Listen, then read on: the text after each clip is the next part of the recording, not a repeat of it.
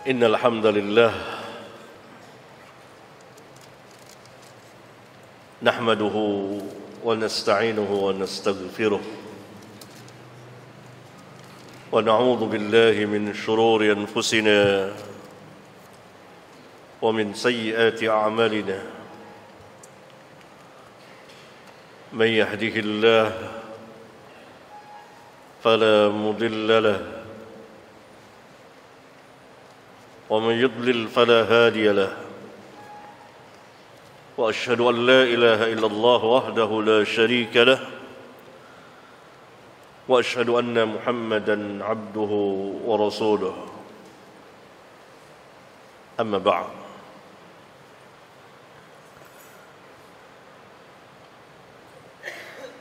أيها الإخوة, mari kita lanjutkan. Kemarin sampai halaman berapa?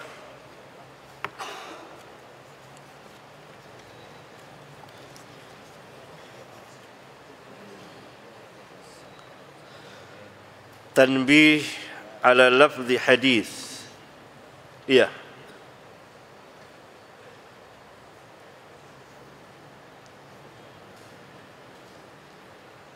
Yani Syekh rahmatullahi alaih membawakan hadis khairun nas qarni, sebaik-baik manusia adalah yang hidup di zamanku. Kemudian beliau memberitahukan bahawa lafaz khairul qurun yang biasa diucapkan oleh sebagian atau tertulis di dalam sebagian kitab, laisa lahu aslun fis sunnati, ay as-sunnati as-sahihah fis sahihain wa ghairihima min maraji' al-hadith. Yani lafaz khairul qurun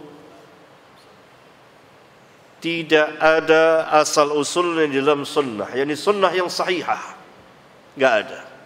Beliau adalah imam muhaddis, tentu memberitahukan beberapa lafaz yang memang tidak berasal dari sunnah, walaupun maknanya iya, tetapi bukan itu yang disabdakan Nabi SAW.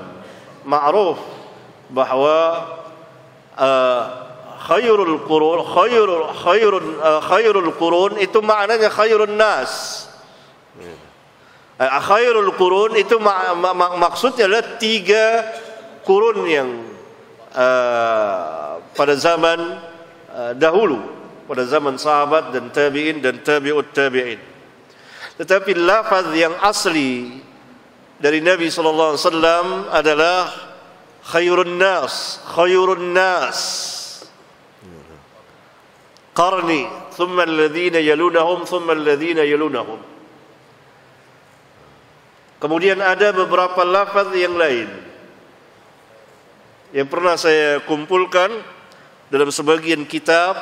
Ada lagi lafaz khairu ummati, ada lagi lafaz khairukum, ada lagi lafaz khairu hadhihi al-ummah.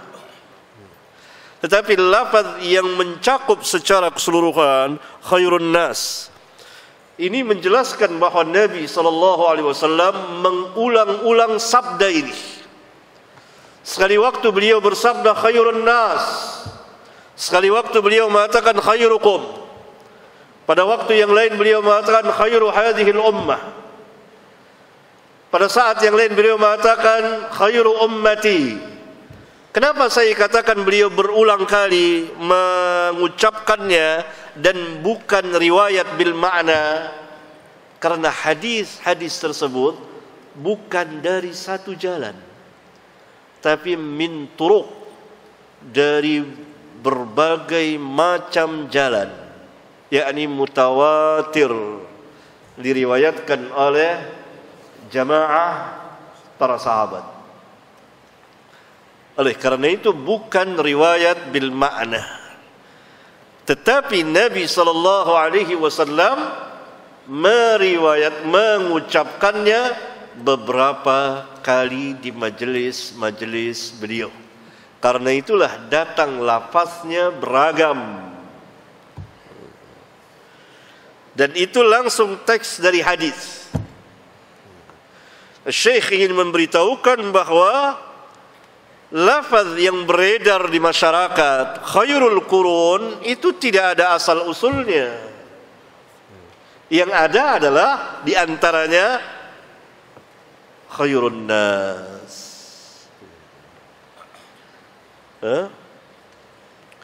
Kemudian beliau mengatakan haula'is sahabatu alladzina hum ala ra'sil qurunis thalatha al-mashhud laha bil khairiyyah dhammahum al-imam al-Qayyim al-Jauziyah ila al-kitab was sunnah. Mereka para sahabat dan mereka adalah ketuanya kurun tersebut. Ra'sul qurun yang mulia itu. Kurun yang 3 kurun yang disaksikan dengan kebaikan, yakni dipersaksikan oleh Nabi sallallahu alaihi wasallam bahwa 3 kurun ini adalah generasi terbaik. Pertama tentu sahabat raisnya, sahabat ketuanya, ra'sul qurun, khairun nas, sebaik-baiknya. Oleh Al-Imam Ibn Qayyim dimasukkan ke dalam Alkitab dan Sunnah. Kan Ibn Qayyim mengatakan al-ilmu qala Allah wa qala rasuluhu wa qala as-sahabah. Kan dimasukkan ke dalam Alkitab dan Sunnah.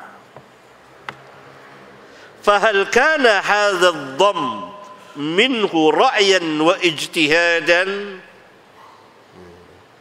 wa istinbatan yumkin an yata'arrada lil khata' lianna likulli jawadin kabwatin.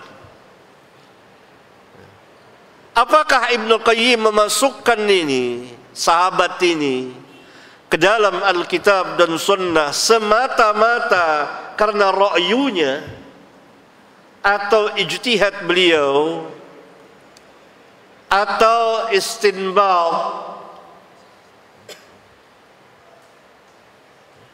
yang memungkinkan salah atau tidak? Ini pertanyaan dari Syekh yang akan beliau jawab sendiri.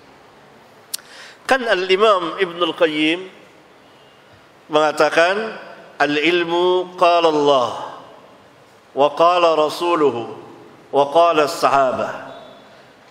Ilmu itu apa yang Allah firmankan, martabat yang pertama. Martabat yang kedua, apa yang Rasulullah SAW sabdakan. Martabat yang ketiga, apa yang dikatakan oleh sahabat. Berarti Alkitab dan Sunnah, sahabat dikaitkan, dimasukkan ke dalam Alkitab dan Sunnah. Apakah perkataan Ibnul Qayyim ini ijtihad dari beliau, istinbat atau ra'yu semata yang memungkinkan salah? Jawabnya, la. Hadza laysa min al-istinbat. Ini bukan istinbat, bukan juga ijtihad yang memungkinkan bisa salah. Karena antara ra'yu, ijtihad atau istinbat itu mungkin benar, mungkin juga salah. Bisa benar, bisa juga salah. Tapi Ibn Qayyim memasukkan demikian bukan karena ijtihad atau ra'yu, atau menurut penelitian Syekh Al-Albani rahimahullahu ta'ala. Tetapi Ibn Qayyim memasukkannya karena apa? Beliau mengatakan wa innama huwa i'timadan ala kitabillah wa ala hadis Rasulullah sallallahu alaihi wasallam. Beliau memasukkan ini karena berpegang dengan Alkitab dan hadis. Berarti nassan Ammal kitab, adapun Alkitab, firman Allah, wa may yushaqiqir rasul min ba'di ma tabayyana lahul huda wa yattabi' ghayra sabilil mu'minin. Yang dimaksud oleh Syekh adalah wa yattabi' ghayra sabilil mu'minin. Sabilul mu'minin, para ulama mengatakan tidak syak lagi, tidak ragu lagi bahwa ini adalah para sahabat. Tidak orang umumnya, orang mukmin, tapi ini para sahabat. Kenapa? Karena ketika turun ayat yang mulia ini, enggak ada orang yang beriman kepada Allah dan Rasulnya kecuali para sahabat. Orang mukmin yang lain masuk ke dalam ayat yang mulia ini apabila mengikuti perjalanan para sahabat. Menurut Syekh bahwa Ibnul Qayyim mengatakan seperti itu berdalil dengan ayat ini, wa may yushaqiqir rasul min ba'di ma tabayyana lahul huda wa yattabi' ghayra sabilil mu'minin. yakni Allah Subhanahu wa taala tidak cukupkan barang siapa yang memusuhi Rasul sesudah nyata baginya al-hidayah, kami akan sesatkan dia. Tidak, tapi diiringi dengan wa yattabi' ghayra sabilil mu'minin. Kalimat wa yattabi' ghayra sabilil mu'minin tentu ada hikmah yang dalam ketika Allah mengatakan wa yattabi' ghayra sabilil mu'minin. Karena al-mu'minin di situ para sahabat. yakni Allah berfirman, barang siapa yang memusuhi Rasul sesudah nyata baginya al-hidayah, yakni kebenaran, dan dia mengikuti selain jalannya para sahabat, selain jalannya orang-orang mukminin sama dengan para sahabat. Jadi yang dimaksud dengan sabilil mu'minin itu para sahabat. Berarti apabila seseorang itu beragama dan dia tidak mengikuti perjalanan cara beragamanya para sahabat, maka dia termasuk orang-orang yang memusuhi, menentang Rasulullah sallallahu alaihi wasallam. Karena itu Allah Subhanahu wa taala mengancam apa? Pertama, nuwallihi ma tawalla. Kami akan sesatkan dia kemana dia tersesat. Berarti dia tidak menemukan jalan kebenaran ketika dia mengambil selain jalannya orang-orang mukmin. Semuanya adalah kesesatan. Dan yang kedua, wa nuslihi jahannam, dan kami masukkan ke dalam jahannam.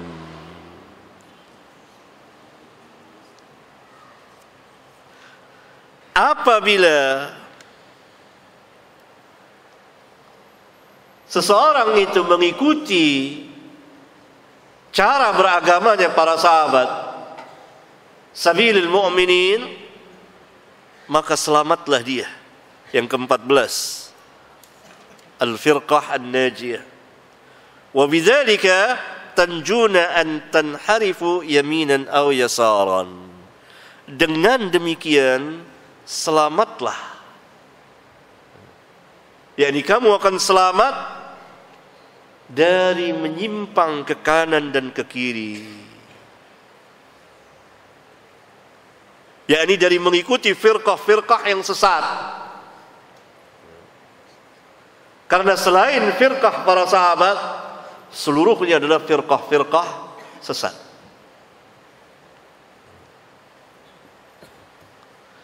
Kemudian Syekh membawakan hadis, wa sataftariku ummati ala 73 firqah. Hadis iftiraqul ummah,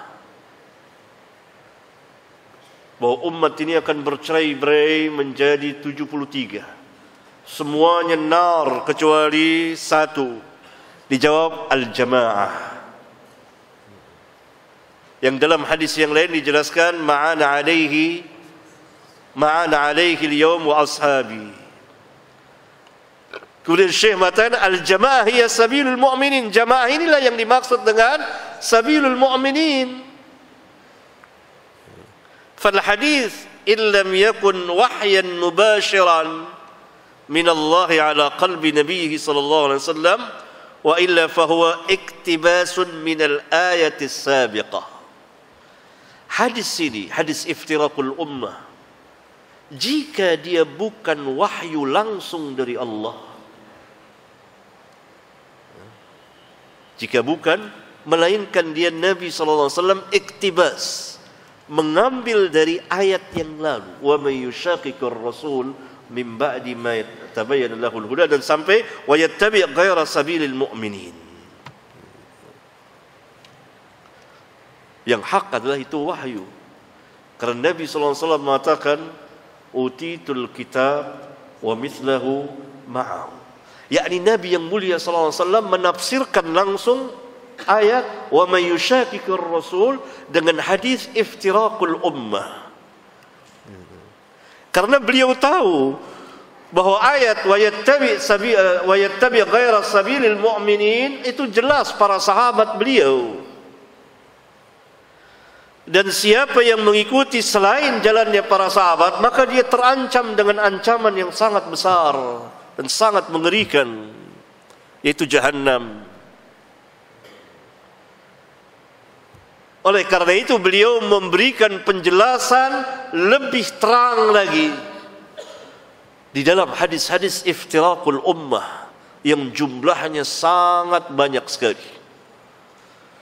Saya bawakan sebagian dengan sanadnya di sebagian kitab saya, di beberapa kitab saya. Ada 4 buah hadis saya ulang-ulang karena keempat buah hadis itu sangat terkenal.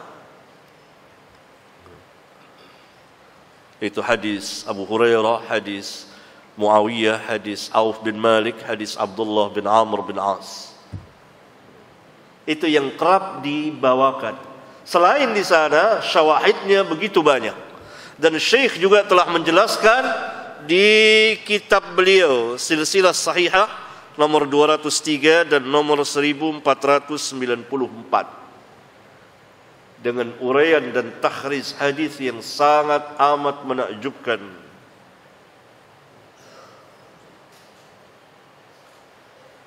Nah, ini bertambah jelas bagi kita bahwa Al-Quran ditafsirkan oleh sunnah. Tanpa sunnah kita tidak akan mengerti Al-Quran dan tidak akan bisa mengamalkan dan mendakwahkannya. Dalam hadis iftirakul ummah jelas dikatakan al-jamaah dengan bentuk mufrad, bukan jama', bukan jama'at, tapi al-jamaah, satu jamaah. Yang dalam hadis yang lain dikatakan itu jelas sahabat. Berarti klub sabilil mu'minin di sini adalah sahabat. Ini salah satu dari sekian banyak dalil mengapa kita wajib mengikuti cara beragamanya para sahabat secara menyeluruh, ya akidahnya dan ibadahnya dan seterusnya. Di antara dalilnya adalah ayat yang mulia ini. Karena di situ Rabbul Alamin mengkaitkan dengan jalannya orang-orang yang beriman. Dan langsung ditafsirkan oleh Rasulullah SAW di banyak hadis beliau.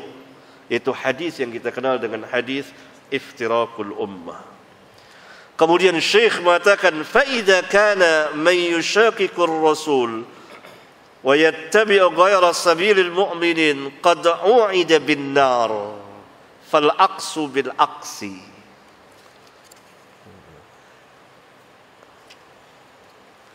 Man ittaba'a sabilal mu'minin fahuwa maw'udun bil jannah wala syakka wala raib. Syekh mengatakan apabila orang itu mengikuti, yakni menentang Rasul, apabila dia menentang yushaqiqur Rasul, orang yang menentang Rasul itu ada 2 golongan. Bahkan bisa kita katakan 3 golongan. Yang satu golongan di luar Islam. Setiap orang di luar Islam pasti memusuhi dan menentang Rasul. Golongan yang 2 golongan, golongan yang kedua dan ketiga berada dalam Islam. Berada di dalam Islam. Yang pertama orang-orang munafikun. yakni munafik i'tiqadi, bukan munafik amali. Munafik i'tiqadi, batinnya kufur, lahiriahnya menampakkan keislaman, keimanan. Ini yang tersebut berulang kali dalam Al-Quran. Bahkan ada surat Al-Munafiqun. Golongan yang kedua, yang beriman kepada Nabi, zahiran wa batinan, tetapi tidak ittiba'ur Rasul di dalam beragama. Dia orang-orang yang beriman zahiran wa batinan, lahir dan batinnya, tetapi dalam praktek pengamalan keagamaan maka dia tidak mengikuti manhajur Rasul. Maka jika orang yang memusuhi Rasul dan mengikuti selain orang-orang mukmin telah dijanjikan, telah diancam dengan neraka. Orang yang memusuhi Rasul dan mengikuti selain jalannya para sahabat, selain manhajnya para sahabat, dia diancam neraka. Sebaliknya, orang yang mengikuti para sahabat maka dia dijanjikan surga. Tidak syak, tidak ragu lagi. Yakni Syekh beristinbat dengan mafhum mukhalafah. Cara istinbat yang bagus sekali. Dan itu berlaku dan diamalkan oleh para sahabat. Beristinbat, yakni mengeluarkan hukum dengan mafhum mukhalafah, itu cara sahabat di dalam mengeluarkan hukum. Salah satunya, saya ambil contoh.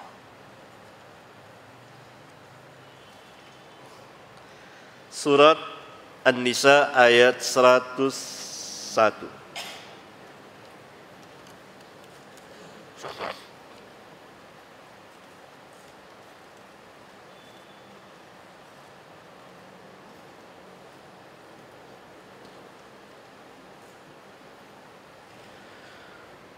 Wa idza darabtum fil ardi, dan apabila kamu berjalan di muka bumi. Yang dimaksud safar. Falaisa alaikum junahun an taqsuru minas salah. Tidak salah kamu mengqasar sebagian dari salat. In khiftum ay yaftinakumul ladina kafaru. Jika memang kamu takut atau khawatir diganggu oleh orang-orang kafirin. Ada huruf in syartiyah. Innal kafirina kanu lakum aduwwan mubina.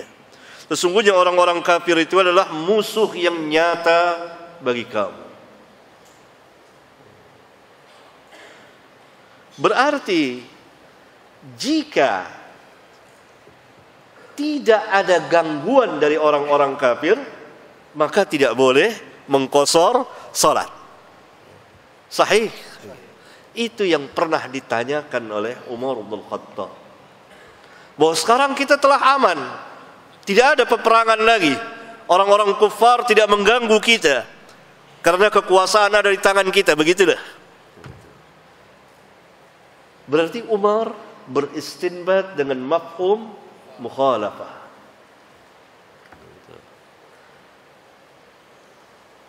Kemudian dijawab oleh Rasulullah SAW bahwa itu sedekah yang Allah sedekahkan kepada kamu.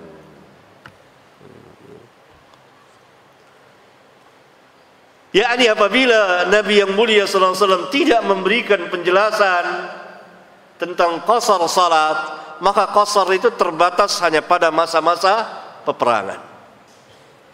Tapi Nabi yang mulia tidak menyalahkan pemahaman Umar.